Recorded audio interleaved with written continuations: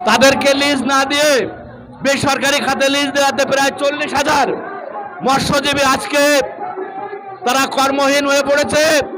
আগামীকাল তাদের এখানে প্রায় 1,000 মৎস্যজীবীরা তারা সেই ঝিনেদা থেকে এসে এখানে মানববন্ধন এবং বিক্ষোভ কর্মসূচি করবে। আমি বাংলাদেশের সকল সংগঠনকে কালকে এসে একত্রতা প্রকাশ করার জন্য অনুরোধ জানাচ্ছি এবং এখানে তাদের পক্ষে প্রতিনিধি ডক্টর সুনীল মহোদয় আছেন। আমি তাকে 1 মিনিট করবেন এবং তাদেরকে আমন্ত্রণ জানার জন্য অনুরোধ জানাচ্ছি।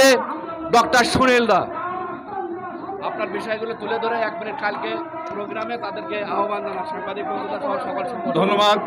আমার সকল হিন্দু পরিষদের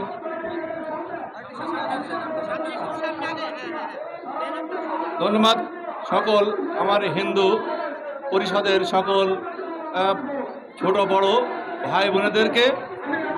আগামীকাল আমি বলছি ঝিনাইদহ জেলার কোটচাঁদপুর থেকে আমার ঝিনাইদহ জেলার ও যশোর জেলার 6টি বাউর ইতিমধ্যেই ভূমি মন্ত্রণালয় বেসরকারিভাবে ইজারা দিয়ে 40,000 সংখ্যালঘু মৎস্যজীবীদেরকে বেকার করে দিয়েছে। তারা এখন থালা হাতে নিয়ে রাস্তায় কান্নাকাটি করছে, খাওয়ার অভাবে, বাস করার অভাবে।